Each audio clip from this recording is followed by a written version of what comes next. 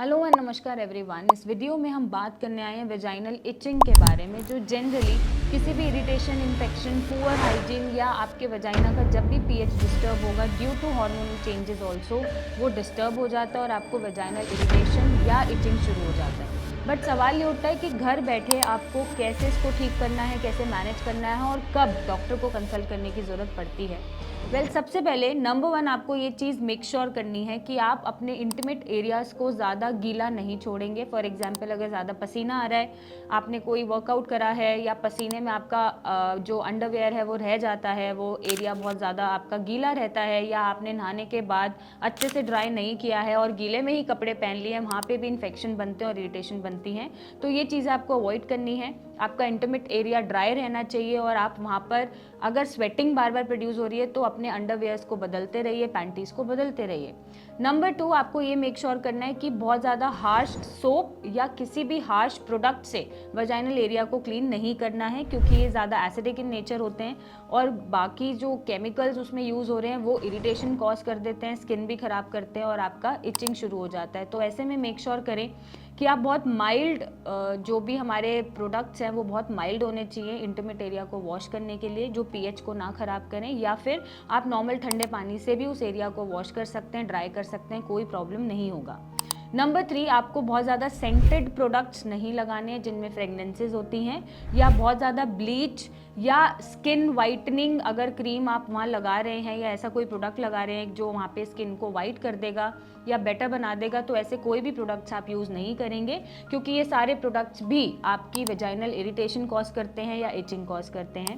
Next, आपको ये ध्यान रखना है कि हाइजीन मेंटेन करना है। फॉर एग्जांपल, अगर प्यूबिक हेयर वहाँ पर हैं और आप मॉइस्चराइज करके उनको सिर्फ ट्रिम कर रहे हैं, कट कर रहे हैं, which is a good thing, आप कर सकते हैं।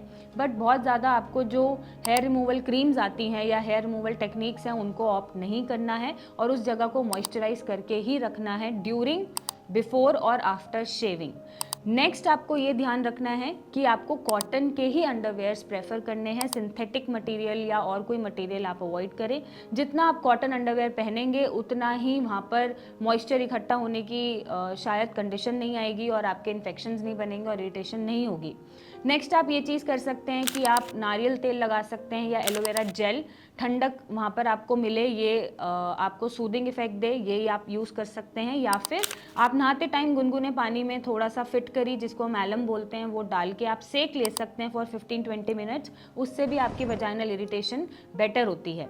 बहुत ज़्यादा पानी पीना है, 8 to 10 ग्लासेस ऑफ पानी पीजिए, क्योंकि जब हम पानी कम पीते हैं तब भी हमें वजाइनल इचिंग या फिर यूरिन के टाइम पे भी हमें इचिंग या बर्निंग फील होती है। तो यहाँ पर आपको अपने आप को हाइड्रेटेड रखना है।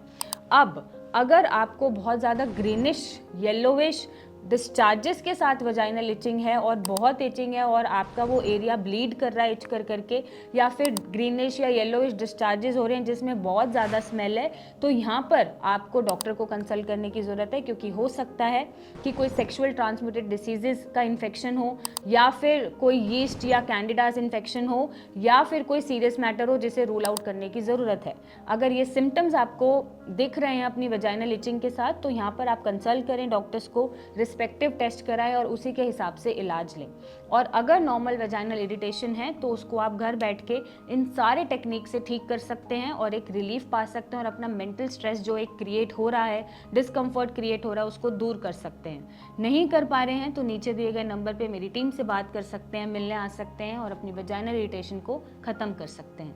Thank you and take care.